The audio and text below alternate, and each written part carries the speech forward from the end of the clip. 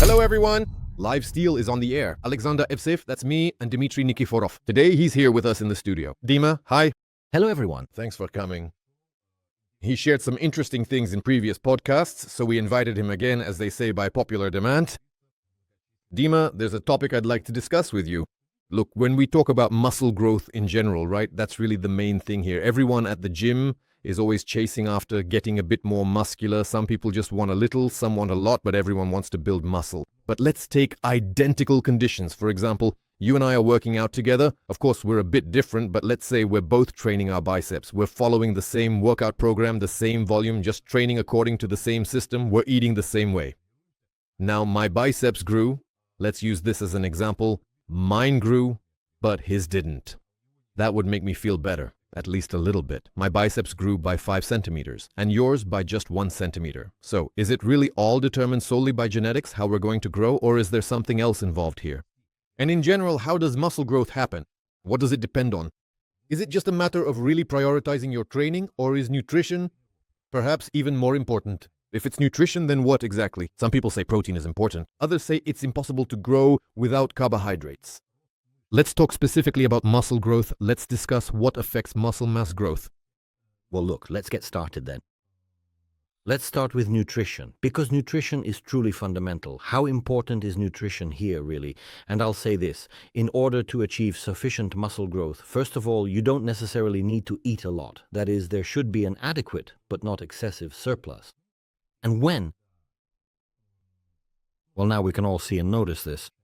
If before, during the off-season, our athletes looked like powerlifters, and then during prep they turned into bodybuilders, now athletes are increasingly starting to maintain themselves and their physical condition during the off-season so that, in about 3 to 4 weeks, they're fully ready and prepared to step on stage. So, to put it figuratively, I'll try to explain it this way.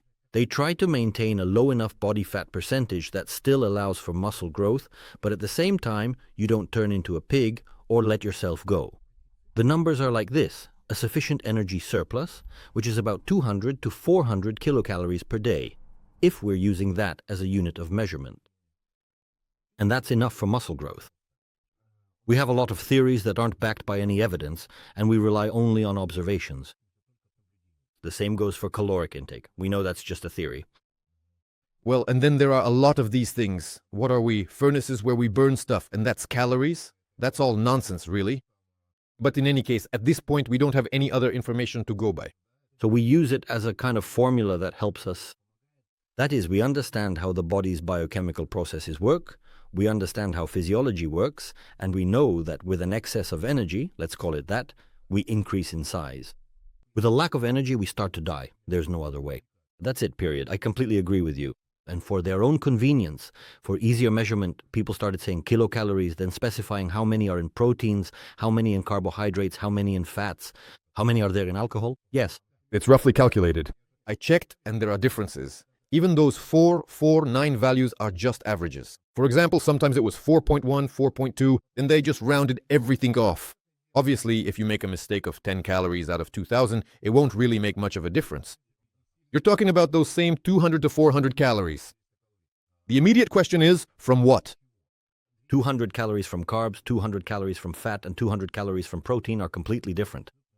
The resulting energy flow in the body is different, because we all know perfectly well that, for example, protein structures practically don't convert into fat components. It's a theoretically very complex biochemical process, gluconeogenesis, which, in practical terms, doesn't occur in a living organism, but you'd have to create hellish conditions for that to happen. We gave an example that a person would need to create an enormous protein surplus, and then maybe... Because this also means an energy surplus, and since we've created it from protein, it's possible that a small fat component might appear. If we're talking about 200 kilocalories from fat, they go straight into fat stores because fat first goes into fat depots, and only then does the body extract it from there as energy. If we're talking about carbohydrates, and here we're going to get a bit nitpicky, then what kind of carbohydrates are we talking about? Let me explain what I mean. For example, if you drink Lipton, that will be a direct and rapid intake of approximately 200 units of energy from carbohydrates, and they will right away enter our body's energy metabolism. If we take, say, buckwheat, mixed with psyllium, for example, we end up with a total of 200 kilocalories of energy. We understand that just like with protein, a certain percentage will be spent on thermal processing and digestion. So depending on the complexity of the product, there will be these slight changes in how the food is broken down, but it will still be the same energy. But in the end, we'll get slightly different numbers. So if we eat 200 grams of sugar, for example, that's immediately pure energy. But when we eat, for example, well, let's say green buckwheat, for instance, it will be a bit less. Not cooked. A bit less? Yes, exactly, dry, I agree with you. Not cooked? That will be a bit less. So we need to take these factors into account as well. And if we create a surplus from protein, in the end, we might see that the person is actually not in a surplus, but might even end up in a slight deficit. Then, of course, that's not enough for muscle growth, because as long as we're living organisms, as you rightly said, and yes, it's clear that these are certain theories that haven't been proven. No, they didn't say for sure that that's it. Yes, 200 kilocalories, that's exactly how it works for a person, and that's it. Because the guy who invented the calorimeter, I forgot his name, sorry, you can look it up online. He took two identical apples, I think you know this story, same variety, same weight. He put them in, one gave 180, the other gave 210. And he was like, well, makes sense. And that's why they created these, reference values. So even when manufacturers indicate on the packaging that there are a certain amount of proteins, fats, carbohydrates, plus a certain amount of energy, they say these are approximate values that can vary right away. By order of the Russian Federation, we also have a 20% margin. So basically, the manufacturer has the right to mislead the customer by 20 to 30%, because who the hell knows? They themselves aren't even sure if that's the exact number. We've taken all these factors into account, we've calculated everything, we've created a surplus, and if we're doing it with protein, most likely we won't gain anything at all in terms of muscle mass, because our muscle structure will still develop under favorable conditions. That is, you need to create certain greenhouse conditions for muscle growth. Even considering that muscle mass essentially is actually a protein structure. In other words, of course. It's just that there are some guys, not that they're stupid or anything, it's just that, logically speaking, when you think about it, since muscle is a protein structure, it means you need to increase the surplus and create it through protein so that there is something to build with, So to speak, have the bricks to build those muscles with. The idea is something like this. Why would I need, say, gasoline for a car if I haven't loaded any bricks into the car?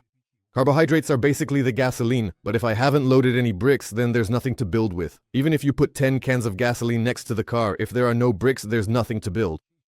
That's the kind of thinking they have. It's an interesting idea, but let me tweak it a bit and make it more advanced. Siluyanov, I think, had a really cool experiment where they completely immobilized one leg and worked out with the other. At the same time, they didn't change anything in the diet on purpose. So what did the body do? It transferred the protein structure in the form of amino acids from the immobilized leg to the other one. So you might actually increase your muscle mass in certain muscle groups if you don't work out other muscle groups. The body will literally take it from there and move it here. We were talking about the biceps. It'll take it from the deltoid, steal it, and send it to the biceps. Because you're not using it. If you're not training it, the body will just break it down and send it over here. It all comes down to the chemical composition. It'll break everything down. Our bodies are made of protein structures. How do they get into the body? When you eat protein, it gets broken down into amino acids, and then the body assembles them however it needs. As it needs to. This is a story about collagen. That's why, in theory, in a very deep theoretical sense, you could increase your muscle mass without being in a carbohydrate surplus, but instead create a surplus of protein. But why does no one actually do this in practice, even though it's possible in theory? Imagine you're preparing for a competition. First, the most reckless athletes, the ones preparing, yes, the most reckless. God forbid you're getting ready for a competition, and you have only the number 11 weeks left, and your coach says, okay, let's try to experiment. And you realize that because of this experiment, you could lose half your form. What if it works? What if it doesn't? And since bodybuilders really love themselves, they won't let themselves try things on themselves that, well, are by no means guaranteed to work. I mean, he understands that he could spend half a year working out on just one protein and maybe not grow at all. And for him, every centimeter, every millimeter is like lighting a candle in a church for good health. By the way, every millimeter counts too. Agreed. Especially in certain places. Because it's all about centimeters, even millimeters. Of course. Start calculating. Exactly. And that's why, in practice, very few people actually do it this way. But there are people who might say on the internet, on Instagram or somewhere else, that, for example, they only eat protein, they don't have any carbs or fats, they look like this, and then they usually add, and I'm natural as well. So, of course, I naturally have questions for such people. How much can we really trust the information they provide? And as someone who works with a large number of people, I can't just take someone's words as the truth without careful consideration. That is, in this regard, I can only trust science. And when science says that unless you have a positive energy balance, that is a surplus, a certain amount of restructuring, your body won't grow, it won't function, it will break down. In other words, if you're not in a surplus, then you're in a deficit. If you're in a deficit, it means you'll be breaking down. There's no other way. It's very difficult to calculate maintenance. Why? One day you take 13,000 steps, the next day 15,000, then you don't walk at all, then you get really stressed, then you overtrain, then you don't train enough. So finding this maintenance balance is also very difficult. That's why when people talk about, when it comes to gaining muscle mass, how do they do it? They say, well, I know for sure that I'm in a surplus. And they add a specific number. And that's it. They don't worry about it. They know they'll grow no matter what. But we understand that if we keep adding fats, we'll immediately be sending that surplus straight into body fat. Why do we need that, considering we'll accumulate it anyway if we're in a surplus? That's why we still aim for gains in our bodies from carbohydrates as the energy source.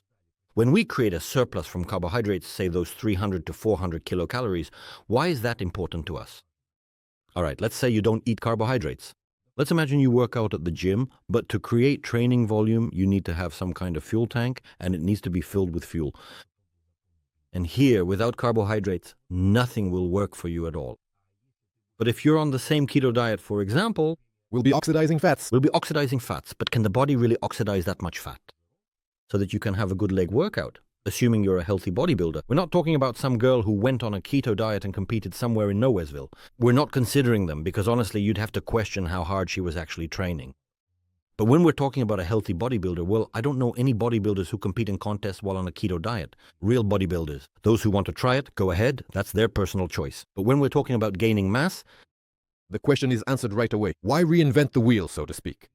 Experiments with the keto diet. Some people find ketosis works for them, some don't. How do you even properly get into ketosis? When you have a proven tool, quick energy in the form of carbs, let's go work out. and on a biochemical level, it's also very beneficial for the body because you get a surge of energy, it immediately enters the bloodstream, over some time it's converted into glycogen, and then you go train. Ketosis is basically the body's plan B. It's for a rainy day, yeah. It has that capability. In case of some emergency situation, I don't know, like if all the grains on Earth died out or something, whatever. We'll survive on fats somehow. But people have turned it into some kind of tool. It's actually just a backup, emergency way to oxidize fats for extra energy. That's a really Great way you put it. A backup option is like, when everything in an airplane is duplicated. So if something fails, the plane can still fly on one engine. Because there are certain, let's say, reliable backup systems that will keep it going and remain essential. so the same thing happens in our bodies. But why, when we live comfortably in the 21st century, should we use the same things our bodies might have used 300 or however many years before our era, when people were literally surrounded by spears, had no access to food, and the only thing around was a wild turkey running by? Well, there you go. That's the keto diet for you. So in such conditions, the body will... Or yes, perhaps due to differences in climate, for example. Some people lived in the far north while others lived in the south. Some families grew wheat and others were butchering walruses for food. That's exactly why the process of evolution exists, because people adapt and adjust to their environment over time. And now, of course, evolution is actually backfiring on us, in a sense, because we're seeing a large number of diseases appearing in the population. Evolution takes a long time and there are a lot of idiots. Yeah, I agree. Do you think that's the result of evolution? I think so, yes. And that's because people have stopped functioning. They've stopped fulfilling their main functions, like moving, punching people in the face, and so on. And because now everyone is trying to function less, to develop less, since everything is basically available, it also depends on the people themselves.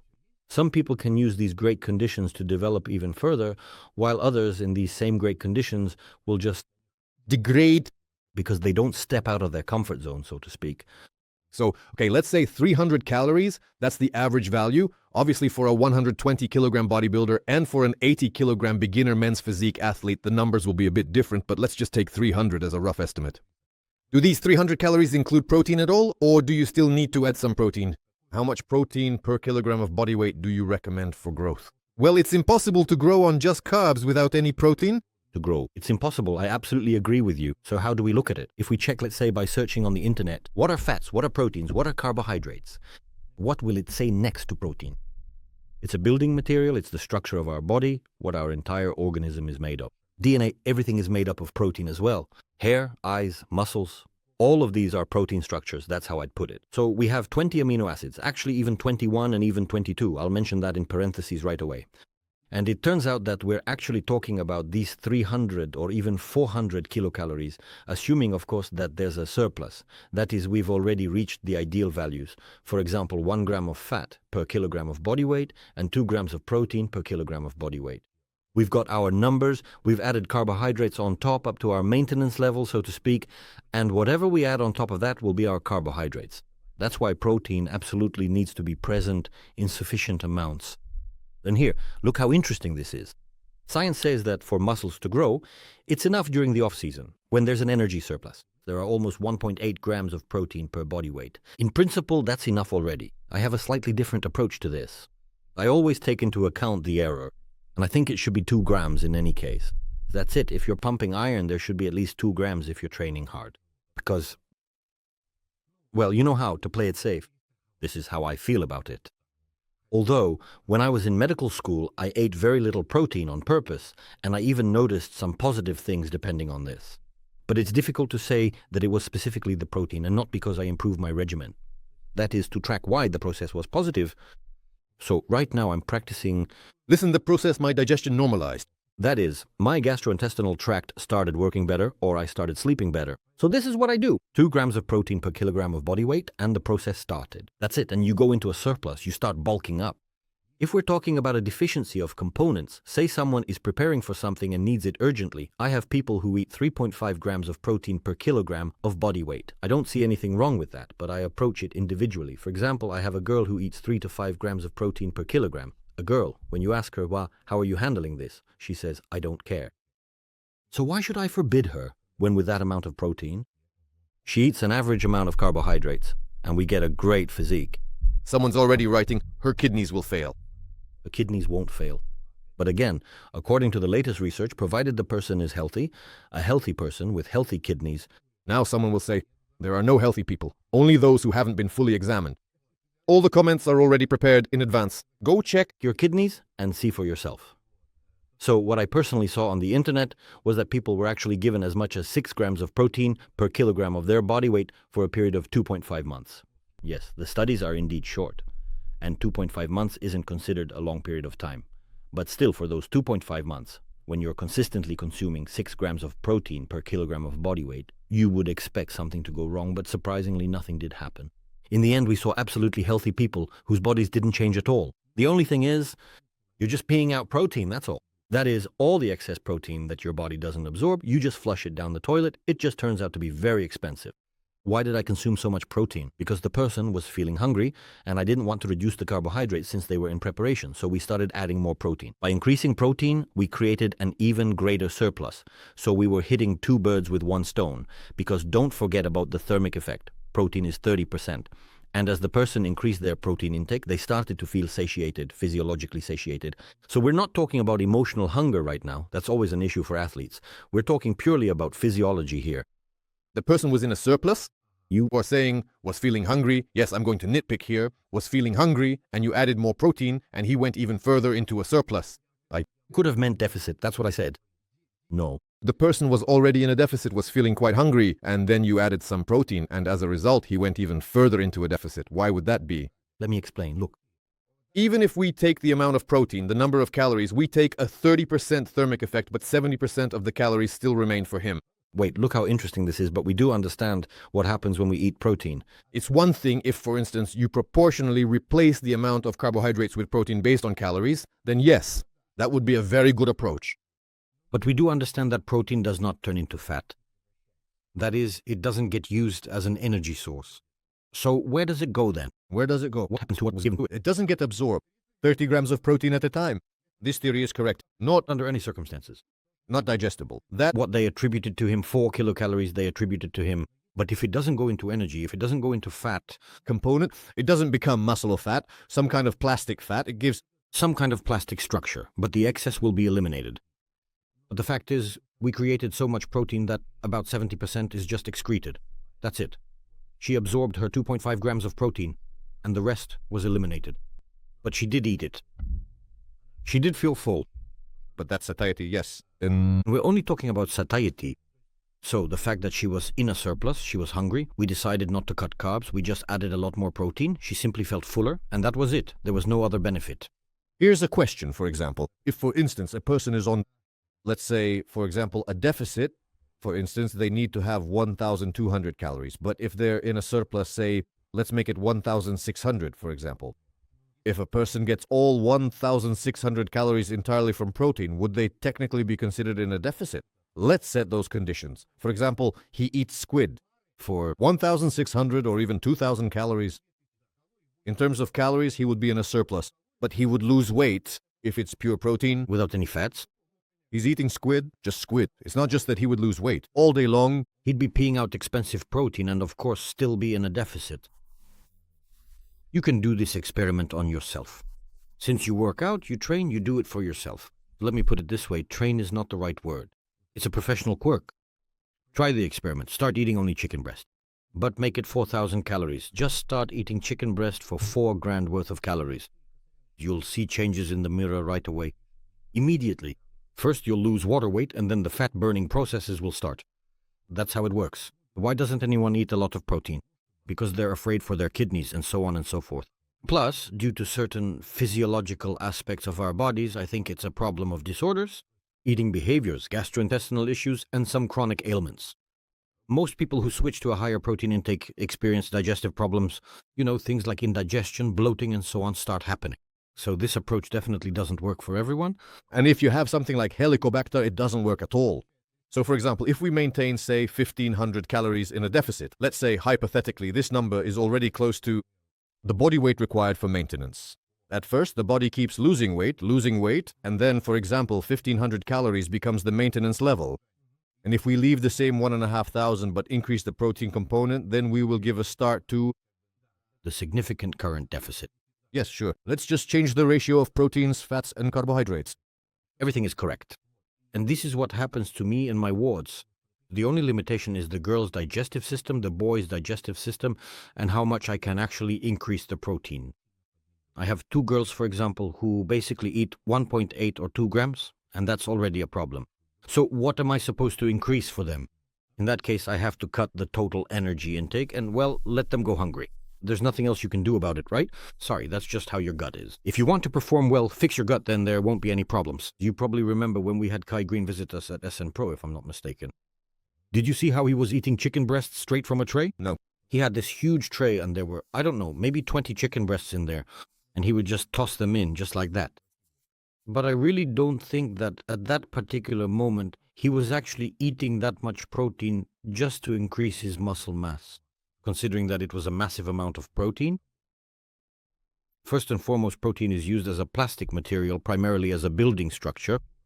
And then it's actually a really fantastic thing, because it can help you feel less hungry while dieting. But what if you were to replace the protein component, specifically the expensive protein component that gives you a feeling of fullness, with something else, like fiber, for example? Look, okay, but just out of curiosity, how much fiber can you actually eat? And what about the volume it provides? For example, a low-calorie volume gives you a feeling of fullness. I agree with you, but there are still carbs in it. All right, let's say, whatever, it's a minor detail. Let's agree on that. But how much of it can you actually eat if we're talking about fiber? Look, let's say you ate some extra on top. Half a kilo of chicken is 500 extra kilocalories. 500 kilocalories. If you eat the same amount of kilocalories in psyllium, you'll never be able to go to the bathroom again in your life. They'd have to cut you open because it would expand so much that you just die. And that's why fiber isn't the best option here. Look, you need 30 to 40 grams of fiber per day. Hey, let me say that it was someone other than me, okay? Mine was painted over. Like when they say something good about me, then say something about someone else. Donya. Do you perhaps add fiber? I do. Not just from vegetables, but I also intentionally add bran and things like that. In general, my attitude towards supplements is that I believe you should get everything from food, and if you're a high-level athlete, then sure, you can add supplements on top. But if you just started going to the gym yesterday, supplements won't make any sense. At least learn how to eat properly first. And only then, depending on how you progress, your level up in the gym, you can start adding some sports supplements if you need them, whether as dietary supplements or something else. That's it. So first and foremost, you need to build a proper nutrition culture and only then move on to everything else. Because people usually do the opposite. First, they gorge themselves on all these supplements, and then they think, damn, what about my proteins, fats, and carbs? What am I supposed to do then? So yes, fiber is definitely important, but I'm not saying you need to use it in some powdered form. I think it's enough to just eat more salad, eat more cabbage. Eat more dill, because it's definitely great for your health. Well, there's asparagus, I really like it. That's it, you got everything, you'll get the full spectrum. Plus, Dima has already discussed this in detail. I'm talking about inulin now. The elements found in vegetables, I'm talking about vitamins and minerals, are absorbed much better when they're inside this structure, rather than when we add them from the outside as supplements, well, dietary supplements. That's why it's much more beneficial to view food as a superior product than as a dietary supplement. You mean that when minerals are part of the food matrix, so to speak, yes, they will be absorbed. I don't remember if Max and I talked about this. I think I need to check. Max might even argue with you about certain forms of supplements. Because, I remembered some vegetables and fruits actually contain certain minerals that are not always present in the best or most absorbable forms. Yes, that's true. And now I remember exactly that's what we were talking about. And if, for example, we have some form of a mineral, say an oxide or sulfate form, then naturally, even though it's inside the food matrix of a living product, adding this mineral as a supplement in some chelated form would be better. That's what the conversation was about. That's great, Marika. But we don't consider a person's food basket as a single food product. So if we only ate potatoes, for example, that would be pretty bad. That's why when scientists talk about it, how do they put it? A balanced diet. And a balanced diet is one where you intentionally include different foods that complement each other. Can you picture that in practice?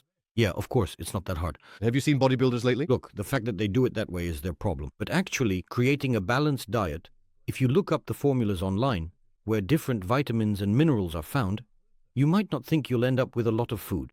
That's a huge mistake people make. But just how varied is it, after all?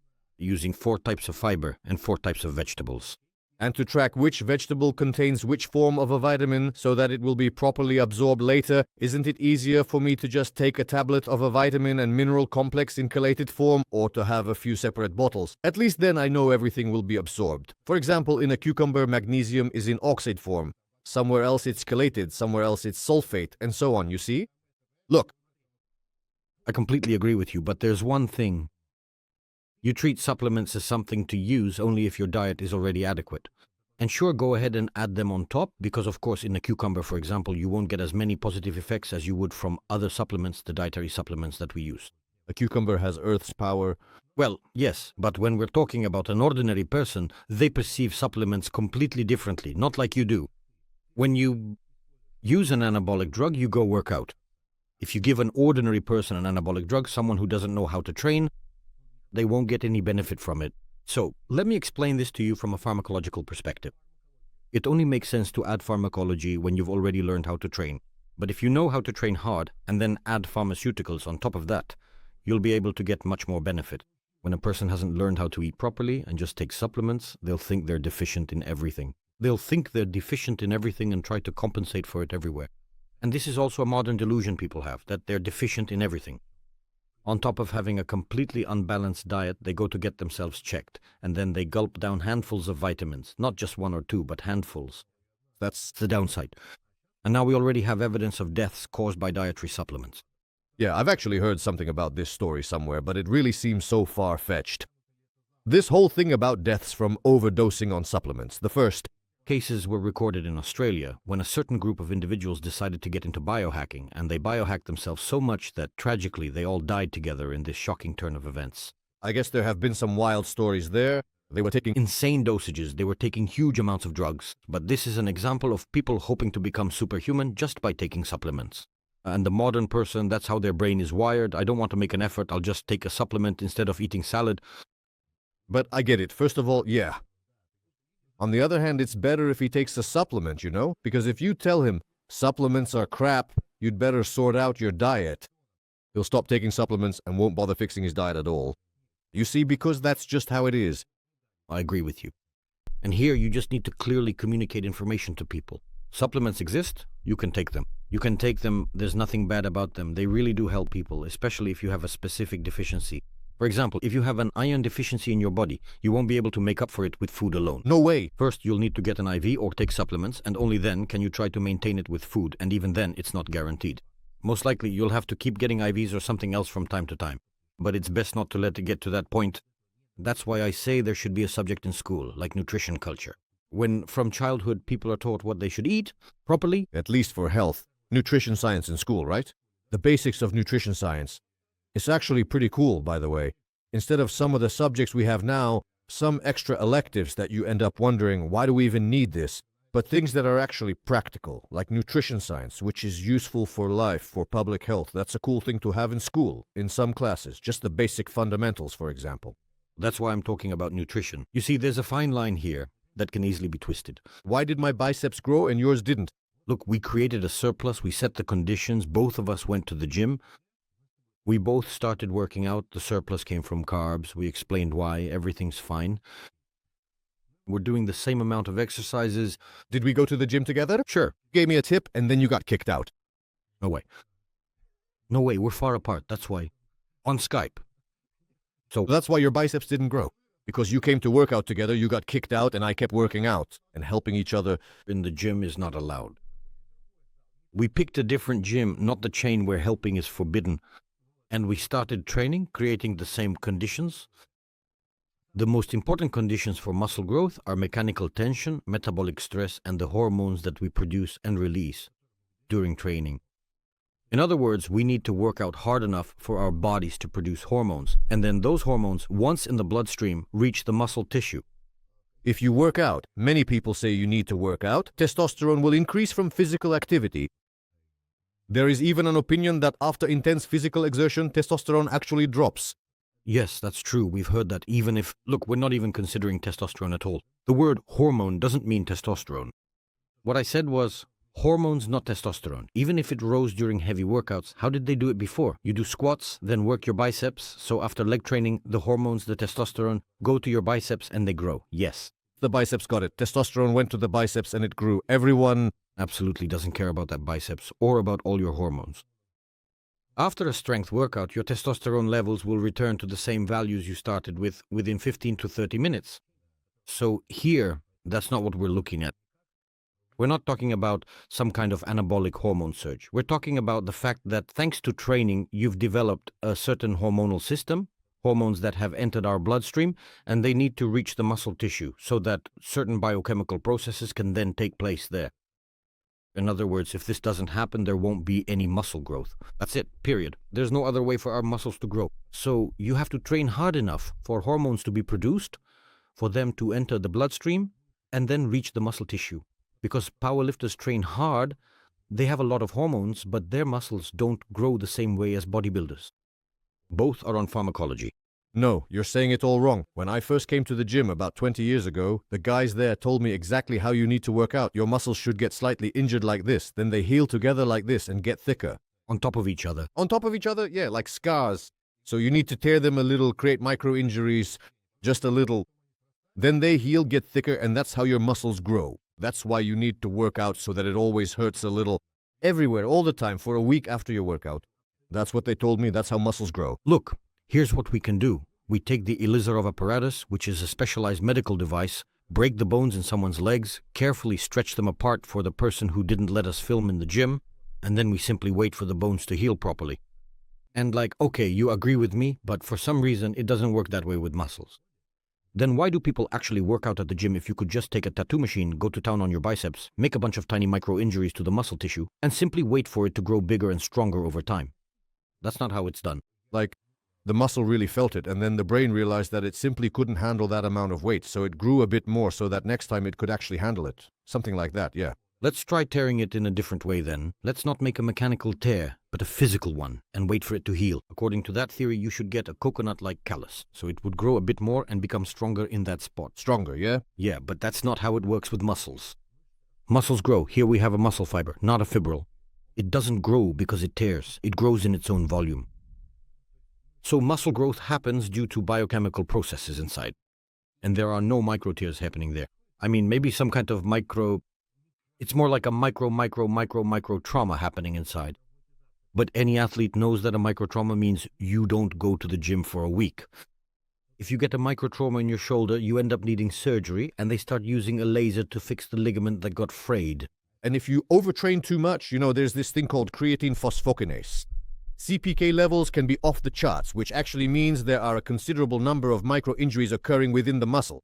That's already an indicator of an inflammatory process, which in the long run can have a very negative impact on injury recovery. That's why we need to create the right conditions for muscle growth. What are those conditions? There is a clear concept in science. It's called failure or near failure. That's it. That's enough for muscles to grow. And when you and I came to the gym, we read this book, the one that says, let's put it this way, guys. In a rep range from 8 to 25, from 6 to 30, from 10 to 15, if you train to failure or near failure, your muscles will grow. You and I have read this. We know that muscles don't grow any other way. What is the condition of failure or near failure? It's when you're lifting a dumbbell and you can't lift it anymore, you can't lift it, while maintaining the same technique you use for the first rep throughout the movement, or your movement speed starts to noticeably slow down, and that's when you've reached muscular near failure, for example. We create the same conditions that cause a hormone to be released into the blood, but how does it actually get into the muscle? That's why earlier I specifically gave you the example of a powerlifter. Powerlifters experience a lot of anabolism during their workouts because almost every training session they have is done in a near-failure state. We're not saying they're working at their 1 rep max, but their training is much harder than in bodybuilding. Single reps or sets of 2, 3, 6, or 8 repetitions. They train extremely hard, the load is very high, and of course there are a lot of hormones released. But these hormones don't actually reach the muscles, they just circulate in the blood for a while and then are simply broken down. And these hormones don't reach the muscle tissue simply because the main signal, the signaling mechanism that triggers it, is missing. And this signaling is triggered by metabolic stress. Now we need to combine the two conditions for muscle growth. And why powerlifters get metabolic stress? I'll explain now. There's no acidification. They don't experience acidification. For them, acidification is the worst thing. They do a set and then rest for a long time. They do a set, and he went down to McDonald's, grabbed some food, came back upstairs and did another set. But our goal is to create both factors so that you go to failure and at the same time your muscle burns intensely. Well, it's a very figurative concept just to make it easier for people to understand. So that you experience both acidification and muscle failure. And when you combine these two functions, that's when we get muscle growth, because the hormone is released specifically in response to the lactate that appears in the muscle. And it appears in the muscle due to metabolic biochemical processes. That is, metabolic stress has occurred, certain chemical reactions have taken place, and as a result, hormones are directed specifically to that muscle. Then the hormone enters the muscle tissue, where there are receptors on the muscle structure, and this is where it gets most complicated. Why didn't my biceps grow? First of all, I might have far fewer receptors on the muscle itself.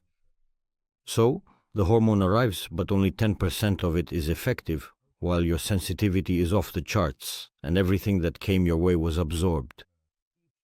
Everything was assimilated, and this triggered the next processes. Next, besides the receptors, you have the muscle structure itself. Our muscles are multinucleated structures, not single-nucleus entities. To be precise, so as not to make a mistake, the number of muscle fibers is determined by nature from birth. And when studies were conducted, the research showed that athletes have more myofibrils than the average person. But there's a small caveat. No one has ever taken an athlete at age 7, measured the number of muscle fibers, and then measured again 30 years later to say, oh, it increased. There are more now. They only compared athletes and regular people. People who had a predisposition went into sports. Yes, that's all there is to it. And we reject that theory. In other words, we say that this is most likely the case, because when we look at people who just work out at the gym and check the number of muscle fibers they have, we still see a very small amount. And that's probably why they didn't progress further. They simply can't. But some people don't do any sports, yet they're just huge. You wonder why. Someone like that most likely has, genetically, a lot of muscle. Not even fat, but a big healthy build. There are guys who do nothing, but their traps just grow on their own. Here is the first receptor we encountered. Next, the number of muscle fibers. And this number of muscle fibers does not break but increases in volume. What do we have sitting on the fibers next? Nucleoli. And the nucleoli also increase in volume several times and further increase in their number on the muscle structure. The moment of increase Here, everything becomes much more complicated, and you have to go deeper. Is this presented theoretically, right? This is theoretical. That the number of nuclei increases. Look, there used to be a misconception, which I also believed, as many people think, that we have about 200 nuclei. In the biceps, for example, and however many there are, that's how many there will be, and you can't do anything about it. But now we understand that the nuclei increase, their number changes. It can become 300, it can become 400, but to activate them, you need to trigger certain biochemical processes. There might not be enough hormones for which the receptors are currently present, so this factor should also be taken into account. Next, we need to understand that even if we've increased the number of nuclei, they still need to be maintained. And it's also hormones in our blood that maintain them. So if hormone levels drop, the volume will immediately decrease as well. This is an example of when a bodybuilder gets off the needle. That's it. Everything stays in place for him. The myofibrils remain, the nuclei remain. They just stopped functioning. You can't properly stimulate them so that they maintain their muscle volume. And Since it's too costly for the body to maintain them, of course it's very costly. put them away in storage. Yeah, that's all. They just lock them in a safe and says, I'll use them when better times come. That's it, nothing more. But it doesn't get rid of them. By the way, that's what muscle memory is based on. That is, our nuclei, they increased. Muscle memory, when a bodybuilder makes a comeback, returns to training, and for some reason rather quickly regains their previous muscle memory. It's all explainable, really. Yeah, so for us it works exactly like this. Let me explain it to you now. Let's say you had one nucleus in your biceps, then you became a bodybuilder. You started working out, and now you have two nuclei.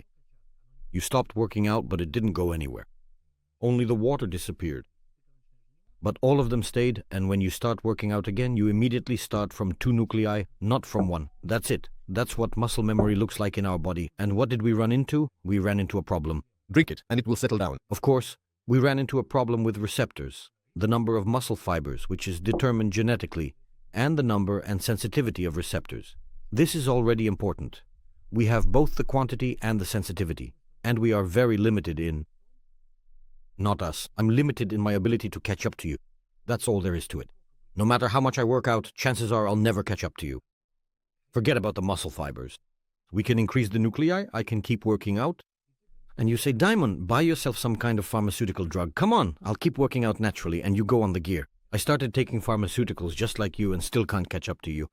Because the receptors don't respond to the drugs. That's it. No matter how much I inject myself, and we know people like that, and you definitely know them too, who inject themselves with pretty high doses. That's what I always say when I talk about pharmaceuticals and dosages. For some people, for example, 200 milligrams of testosterone is enough to saturate all their receptors. Yeah, and that's it. But for others, you give them 400, and it just goes nowhere. They simply don't have the capacity to process that much pharmaceuticals. And then there are people who can process 400, 500, even 600. I know a guy like that. A men's physique competitor, not at the Russian national level, but at regional competitions. 1,200 milligrams of testosterone. Men's physique, when you look at him, you think, where the hell do you have 1,200 milligrams of testosterone in you? When he says, I've got 1,200 milligrams of testosterone in me, and about the same amount, maybe a bit more, of anabolic steroids. And next to him stands a bodybuilder in the 100 plus kilogram category who takes less. That's all there is to it. And there are no questions about the training of that men's physique guy. Basically, when you watch how he trains, you think, that's fine. But you can't say he's just slacking off and never goes to the gym at all. But his body simply can't process that amount of pharmacology, and it never will in his life. Most likely, he'll end up with more negative effects from the drugs on his body. He'll have to treat those issues as well. And on top of that, he'll never really get jacked anyway. So here you have to accept the fact that, well, if it doesn't work out, screw it, I'll just go play badminton. That's how I would approach it. Either keep training, but don't fool yourself thinking you'll break your genetics. And somehow become Ronnie Coleman. No one has become Ronnie Coleman yet. Genetics will always put you in your place, Igor. And genetics will always win. Genetics always wins. This whole thing about so-called broken genetics with Dima, and again, especially when remembering the difficult and challenging COVID times, is probably actually, in many ways, a surprisingly good thing. We discussed the interesting and thought-provoking idea that the body... When you stay on a diet for a really long time, eventually you can gradually adapt your physical condition to your current body fat percentage. But those are adaptive things, not your genetics. It's not like you've broken your genetics. You've adapted both psycho-emotionally and physically to the structure of maintaining a low body fat percentage. First of all, it's actually a very long process to fully adapt yourself because your adipocytes or fat cells haven't gone anywhere. They are still present in your body. You've just started filling them with less fat. Plus, you've cleaned up a huge amount of your diet. So, look, you used to be overweight, you had a certain lifestyle, then you changed it, and for a very, very, very, very, very long time, you worked on building your food habits in such a way that your body's fat component would decrease. When you reached that point, you gradually increased your carbs, and we remember a lot of the fat component doesn't go away just from carbs. In this way, he adapted his system and diet, both psycho-emotionally and psychophysically, to the structure of such a diet. But that's adaptation, not a genetic breakdown. It's impossible to break that genetics. As you said, it'll immediately show you where. Yeah, it'll go exactly there. So, friends bodybuilders, did you get how muscles grow? So, what do you need? You need to work out, you need to eat, you need hormones, you need everything to come together, and you need to be genetically predisposed to it. All the basics, the fundamentals of muscle growth, what your muscle growth depends on, why your buddy at the gym grew his biceps and you didn't. Dima broke it all down for us today and explained everything in thorough and comprehensive detail. Thank you very much indeed. Please write in the comments what other topics you would like us to cover and let us know how much your biceps have grown this year. This was Live Still. See you next time. Take care.